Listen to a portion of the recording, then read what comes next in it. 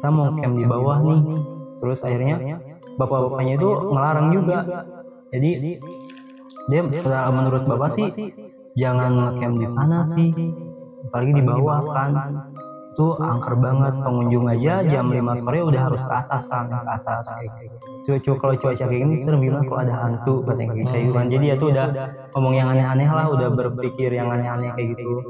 Tiba-tiba jam 8 itu ada yang ngelempar batu kerikil kak. Nah ada temen aku ini kak, si Doni ini minta dia Bre anterin gua kencing yuk katanya. Terus kalau dia mintanya ke aku buat nganterin dia kencing karena aku penakut kan katanya. Terus mendingan lu minta anterin sama si Irfan aja deh. Belum ada 15 menit setelah itu ada anak kecil ngelilingin tenda kita. Anak kecil. Ya jadi tenda kita ini dia keliling sama anak kecil. Suara langkah kaki terus juga dia itu ngomong dengan suaranya itu kayak apa sih, dengan slow gitu, main yuk katanya.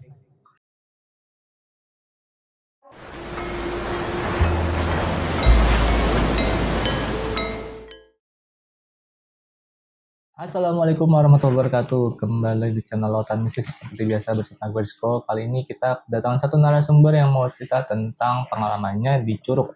Nah, bagi kalian yang mau liburan ke Curug, apalagi sampai camping di sana semalam, boleh nih simak ceritanya. Di samping gue udah ada Bang Jovan. Halo Bang Jovan. Halo Bang. Gimana kabarnya nih Bang? Alhamdulillah baik. Oh, kita hujan-hujan kesini ya Bang. Nah, jadi mau cerita tentang pengalamannya ketika camping di Curug. Iya. Nah, boleh ceritain sedikit gak Bang gimana pengalamannya? Juga bareng sama temen aku bareng sama teman aku, kita ada acara sih kak, liburan ke curug, salah satu curug di Jampang Tengah, namanya Curug Caweni. Curug Caweni itu daerah? Ya Jampang Tengah. Sukabumi. Oh ya. Oke. Nah itu gimana tuh? Apa aja yang dialami di sana? Itu serem banget sih kak. Jadi pas malam pertama itu aku ngalamin kejadian yang benar-benar horor banget sih. Jadi pas kita lagi tidur di tenda itu suasana yang tadinya hening itu kak, jadi berubah jadi rame kak, kayak gitu. Tapi padahal pas ketika nginep itu atau camping di situ ya, sekitar udah memang rame atau cuma Bang Jovan dan teman-teman? Malam itu cuma tenda kita doang. Cuma satu rombongan doang nih Bang Jovan doang. Cuman aku bersama teman-teman doang kayak gitu. Cuman pas malam kayak rame gitu. Iya bener banget kak. Oke. Nah ditantun cerita nih Bang. Oke, sebelum masuk ke cerita, gue mau ingetin ke kalian, buat kalian yang belum subscribe channel Lautan Mistis, yuk bantu kita dengan cara subscribe, like, komen, dan share video ini. Buat kalian mau join narasumber di Lautan Mistis, cara gampang banget, langsung aja hubungin kontak WhatsApp yang ada di deskripsi di bawah ini. Jadi nggak usah pakai lama lagi, langsung kita simak cerita dari Bang Jovan.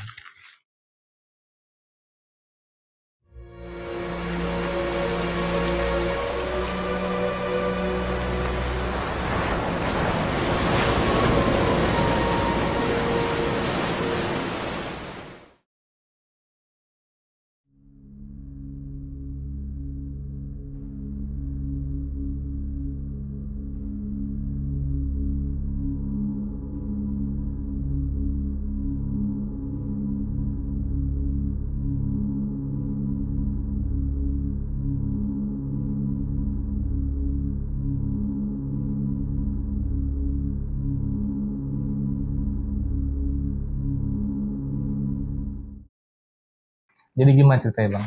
Jadi ceritanya itu pada tahun 2023 aku bareng sama temen aku ini kita kerja bareng di Jakarta sih kak, kayak gitu. Jadi kita lagi nongkrong nih ceritanya di warkop. Terus kita bertiga ini ada Irfan, terus Repan sama aku kak. Bre gimana kalau pas tahun baruan kita ngecamp aja di daerah lu? Terus aku jawab kan, di mana? Tapi sarapan ini gimana kalau kita ke Curug aja? Terus aku kayak kaget juga kan, serius lu mau ngecamp di sana? Angker tahu. Tapi si Repan ini iya, tapi Repan ini nggak percaya kayak gitu. Itu mah katanya acara TV doang, katanya yang pernah ke sana. Jadi cuman gimmick doang kali katanya. Jadi dia tuh nggak percaya sih bahwa Curug itu angker. Terus akhirnya setelah itu si si Irfan ini karena dia agak penakut kan kak, jadi dia ngomongnya gue agak berani deh kalau ke tempat angker katanya. Terus tiba-tiba datang tuh kak si Doni, yuk kita ke Curug yuk katanya, ya enak tuh kayaknya, indah banget pemandangannya kayak gitu kan. Terus akhirnya kita berempat, ya udah deh kalau lu mau nggak apa-apa, lu nanti pas kapan nih kita ke sana. Tapi terus akhirnya setelah itu kita berempat memutuskan tanggal 25 Desember kita berangkat ke Sukabumi kayak gitu. Iya. Terus karena aku orang sana juga kan, jadi kita ngajak teman-teman aku ini mampir dulu ke rumah kak. Jadi dari jarak dari rumah ke Curug itu kisaran 1,5 jam sih kak. Oh, kayak mampir gitu. dulu ke rumah Bang Iya, Jovan. iya. Terus di sana kita ngopi-ngopi dulu kan, ngobrol-ngobrol dulu. Terus akhirnya karena kita nggak bawa persiapan tenda nih kak, jadi aku minjam tenda ke salah satu temen aku yang ada di situ, satu kampung kayak gitu. Biar simple ya. Iya. Terus akhirnya setelah itu kita belanja buat perbekalan di sana kan kak, kayak gitu, logistik. Terus akhirnya setelah itu mungkin ada ya setengah 2 siang itu kita berangkat kak, memutuskan berangkat ke Curug. Oh, berangkat siang. Iya, jadi di perjalanan itu lumayan seru juga sih kak, lihat pemandangan kan indah banget kayak gitu. Terus keren liburan nih. Iya. Terus akhirnya setelah sampai sana kita langsung bayar parkir kak, dan bayar uang masuk juga kan kayak gitu. Itu 10.000 kak satu orang. Spesies juga ada mankai primata, yaitu ada masih terjaga alamnya, jadi masih ada monyet. Tadi ada di sana sih monyetnya di atas. Oke. Terus sampai sana kita ke neduh dulu kak, karena waktu itu agak gerimis sih kak kayak gitu. Jadi neduh dulu di tukang warung. Terus setelah itu baru tuh aku ngobrol sama tukang warungnya, ibu-ibu, bu kalau kita ngecamp di sini kira-kira menurut ibu gimana? Karena aku udah tahu sendiri sih kak Curug Cewin itu seperti apa kan. Minta pendapat sama tukang warungnya. Terus kata tukang warungnya, mendingan jangan deh katanya kalau harus ngecamp di sini, apalagi di bawah. Iya, soalnya terkenal dengan angkernya juga sih katanya. Udah mungkin ada beberapa orang katanya YouTuber yang pernah ke sana juga itu pas pulangnya itu selalu bawa kisah mistis katanya. Kayak gitu. Terus akhirnya setelah itu baru tuh si Revan ini nggak pernah percaya lagi kak. Wah itu mah katanya cuman halusinasi kali dianya katanya. Jadi itu orangnya yang nggak pernah percaya dengan hal-hal gaib sih kak kayak gitu. Jadi dia tuh kayak menantang gitu. Jadi, malah nantang. Iya, jadi menunggu di sini katanya aman, sama gua mah CS-an katanya kayak gitu kak. CS-an gitu. Iya, yang ada katanya dia yang takut sama gua katanya. Gua kan lebih dari setan katanya gitu. Terus akhirnya setelah itu, lu kalau ngomong dijaga. Aku ngomong sama dia kayak gitu kan. Terus akhirnya tukang warungnya juga ngomong, sekedar saran ibu sih jangan sih, tapi tergantung kalian katanya kayak gitu. Terus kita ngopi-ngopi dulu kan di warung. Terus akhirnya pas kita ketemu sama penjaganya kak, ada situ penjaganya di warung itu juga. Pak, kita mau camp di bawah nih. Terus akhirnya bapak-bapaknya itu ngelarang juga. Jadi dia menurut bapak sih jangan ngecamp di sana sih, apalagi di bawah kan. Itu angker banget, pengunjung aja jam 5 sore udah harus ke atas kan, ke atas kayak gitu.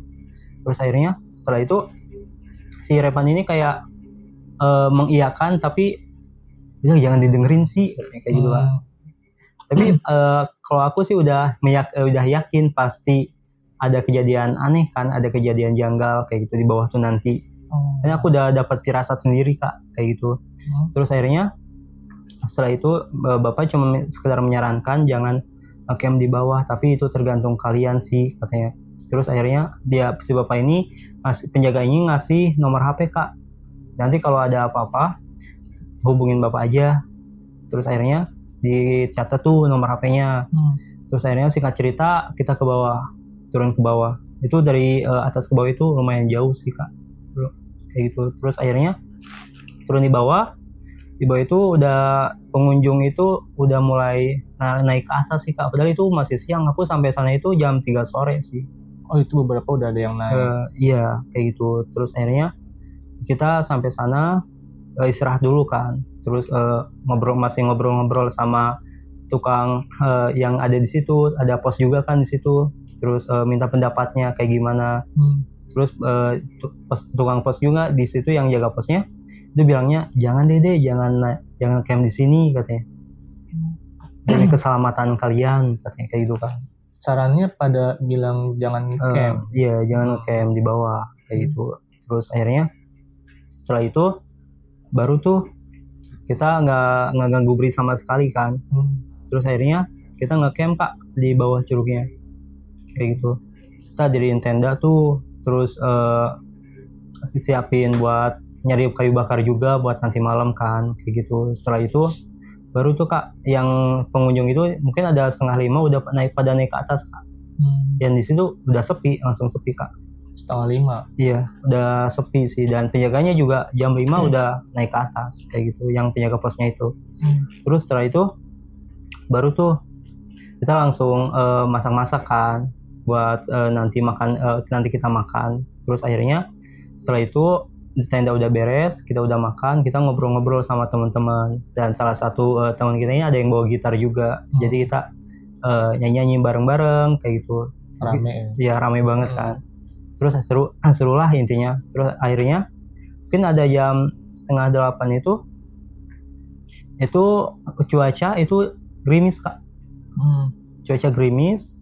7:30. Ya 7:30 malam itu cuacanya itu gerimis, dan api yang di depan itu kan kita bikin api unggun. Api yang di depan itu udah mati Kak karena gerimis kan. Itu penerangan kita cuman bawa senter doang kayak gitu. Terus akhirnya setelah itu kita ngobrol sama teman-teman. Terus itu karena cuacanya gerimis, terus sepi juga kan, hening. Serem anjir katanya. Itu baru tuh si Irfan yang penakut ini ngomong ke si Doni, serem katanya.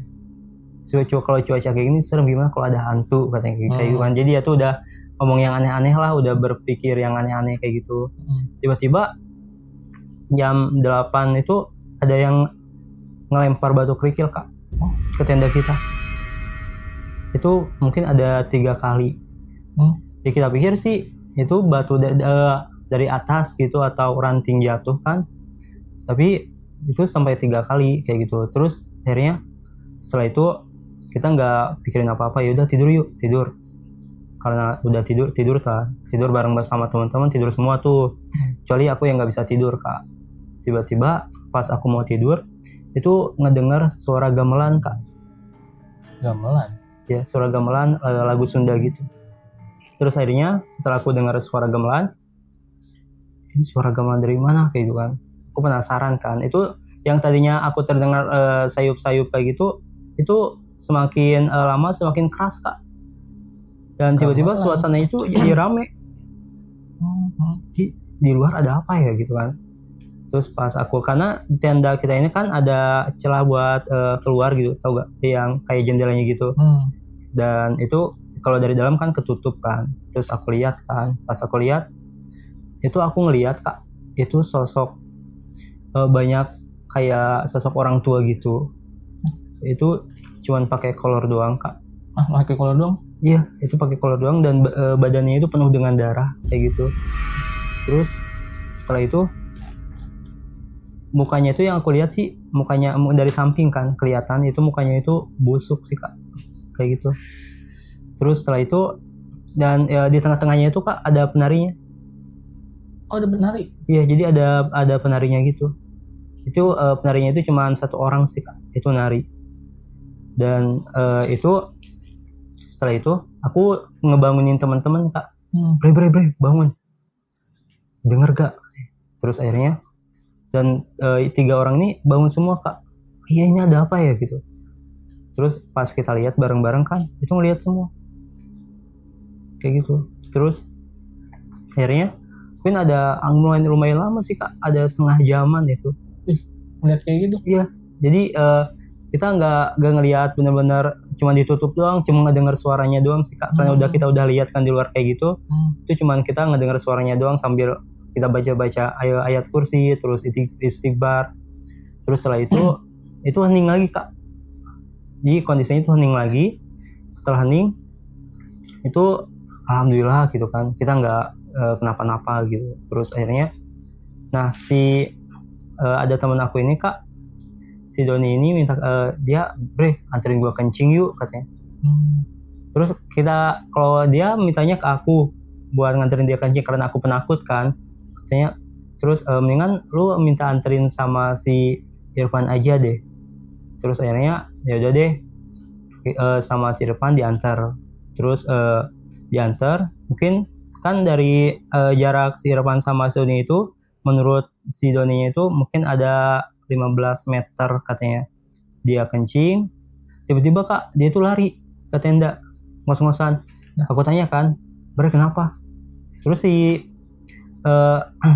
Irfan ini ditinggalin.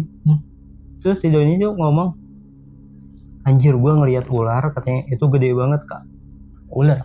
Iya, itu gede banget dan itu panjang sih Kak. Jadi posisinya itu katanya mau makan dia sih kayak gitu.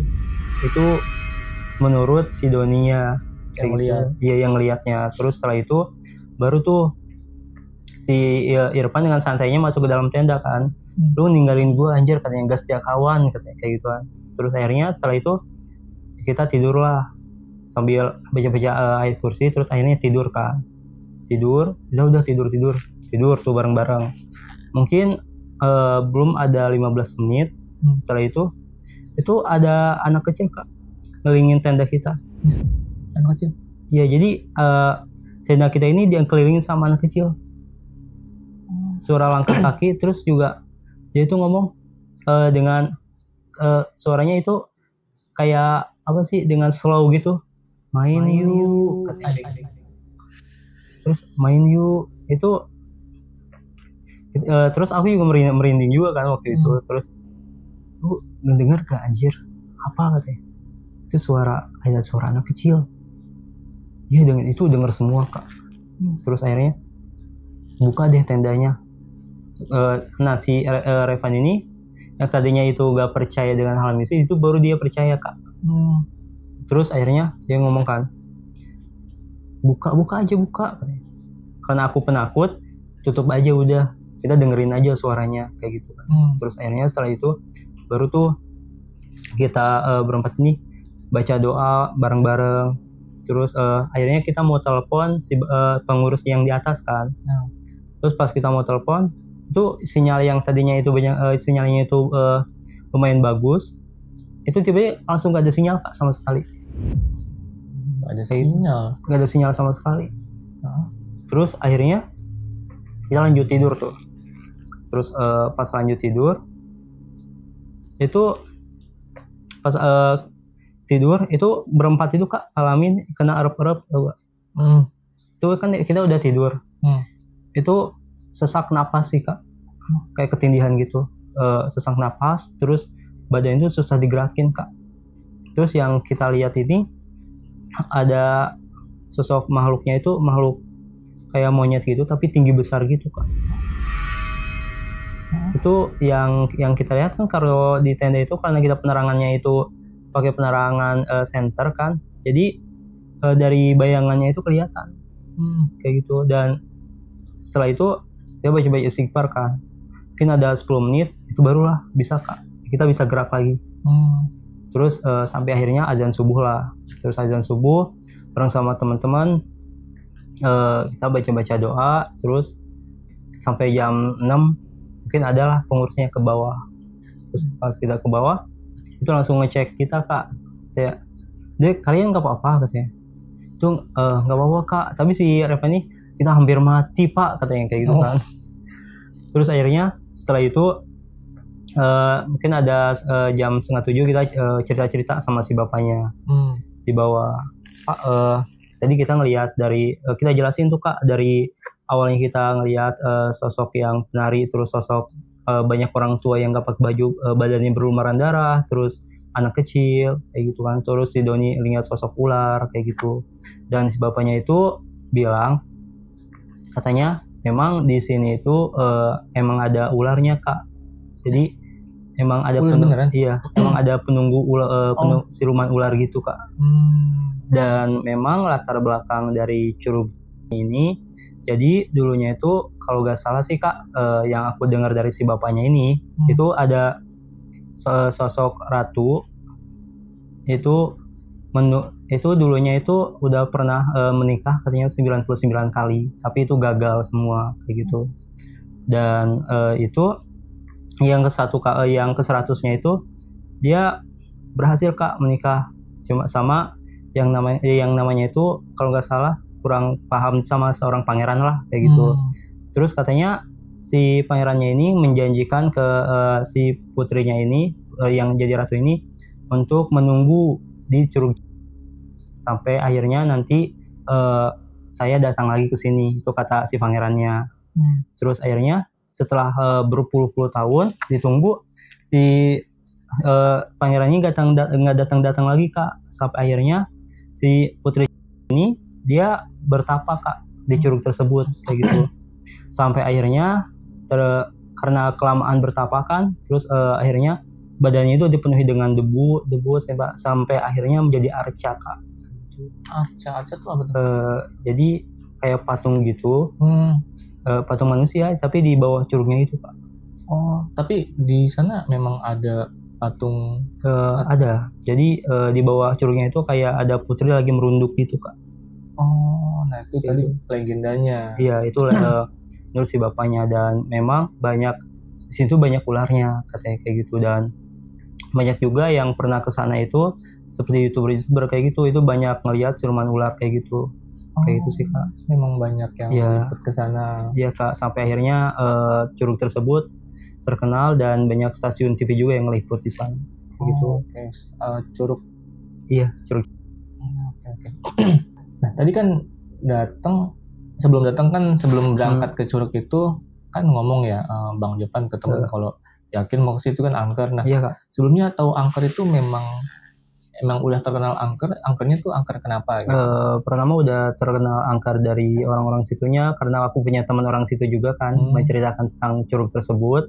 Yang keduanya aku sering lihat di stasiun TV, di acara-acara TV kayak gitu, itu menceritakan tentang curug kayak gitu. Oh, nah berarti untuk sosok-sosok yang dilihat tuh lumayan banyak ya, dari sosok yang orang tua iya, atau bapak-bapak kayak gitu. Itu banyak. Itu banyak tapi bentuknya sama atau gimana? Kenapa? Itu banyak berbeda sih Kak bentuk-bentuknya. Tapi cuma pakai celana dalam aja. Iya, cuma pakai celana kolor doang sih Kak. Kayak putih gitu. Iya, terus akhirnya badannya penuh dengan darah kayak gitu. Mukanya kayak busuk gitu. Iya Kak. Sosok kayak itu lebih dari satu, dan di tengah-tengahnya itu banyak ada penarinya Kak, kayak gitu. Penarinya cuma satu orang sih. Oh, berarti maksudnya sosok yang kayak orang tua itu banyak, cuma pakai celana dalam aja gitu. Iya. Tapi di tengah mereka ada penari. Jadi berarti mereka kayak nonton gitu. Iya Kak, kayak gitu, dan ikut menari juga. Ikut nari juga. Iya. Penarinya ini cewek? Cewek Kak. Jadi yang aku lihat sosoknya cantik sih. Gitu. Oh, ngelihat juga sosoknya. Iya, jadi semua ngelihat juga. Kayak gitu. Dari 4 orang ini. Iya, termasuk teman aku ini yang pernah ikut ke sana. Oh, ikut sana. Iya. Nah, oke, berarti si penarinya itu jaraknya jauh gak sih dari pas ngelihat dari tenda nih? Dari tenda ke situ mungkin ada 30 meter sih Kak. Lumayan sih ya. Iya. Berarti segerombolan sosok itu 30 meteran dari tenda. Bener Kak. Oke. Nah, berarti ngeliatnya di sorot center atau memang jelas kelihatan? Soalnya kan malam kan. Ya Kak, itu kita pakai senter. Oh, disorot? Iya, karena dari celah itu kan penasaran kan. Pas disorot emang itu yang kita lihat kayak gitu. Mereka kesorot cahaya biasa aja? Biasa aja, nggak ngelihat kayak gitu. Dan akhirnya yang menyarankan disorot cahaya itu sama si Revannya sih. Dia yang berani ambil center terus disorotin ke mereka kayak gitu. Baru itu selama 30 menitan ya. Cuman ngeliat nggak lama tutup lagi suara gamelannya atau suara ramenya masih ada gitu. Masih ada Kak. Mungkin 30 menit baru tuh pelan-pelan Kak. Jadi suaranya tuh pelan-pelan hilang lagi kayak gitu. Nah terus gak lama malah temen minta dianterin kencing. Iya kayak gitu. Jadi Lihat ular. dia lihat ular sih Kak. Ularnya gedenya gede ya, maksudnya deskripsi gedenya tuh menurut temen. Jadi menurut temen itu kayak segede galon gitu Kak. Galon air gitu. Tapi itu panjang katanya kayak gitu. Ih. Itu sih. Itu siluman ya, maksudnya ya mitosnya itu penunggu di sana. Iya, dan banyak juga warga situ yang sering lihat ular tersebut kayak gitu. Yang lihat tapi dari antara 4 ini cuma 1 orang doang. Iya, kayak gitu. Oke. Tapi yang antar yang antar kencing itu si Irfan ya? Iya, si Irfan. Dia ngeliat. Gak ngeliat apa-apa Kak waktu itu. Kayak gitu. Oke. Nah terus kalau anak kecil nggak ngeliat ya, cuma suaranya doang. Iya. Oke, nah itu buat kalian yang penasaran langsung aja mampir ke Curug Sukabumi ya Bang? Iya Kak, Sukabumi di Kampung Ci? Iya. Oke. Nah itu tadi cerita dari Bang Jovan ya tentang pengalaman Curug. Itu ya sekali lagi buat kalian penasaran gimana pengalamannya Bang Jovan di sana, langsung aja alami sendiri mampir ke Curug, nginep aja langsung semalam di sana gitu ya Bang ya? Iya Bang. Masuknya berapa Bang? Apa? 10.000. 10.000? Iya. Masuk 10.000 terus setelah itu udah nggak ada biaya-biaya lagi ya? Nggak ada. Tuh murah langsung aja guys, mungkin mahal di ongkosnya. Oke, terima kasih nih Bang Jovan udah mampir ke Lautan Mistis. Oke. Sebelum closing gue mau ingetin ke kalian, buat kalian yang belum subscribe channel Lautan Mistis, bantu kita dengan cara subscribe, like, komen, dan share video ini. Dan juga buat kalian yang mau jadi narasumber di Lautan Mistis, gampang banget, langsung aja kontak WhatsApp yang ada di deskripsi di bawah ini. Jadi akhir kata gue Rizko dan Bang Jovan pamit undur diri. Wassalamualaikum warahmatullahi wabarakatuh.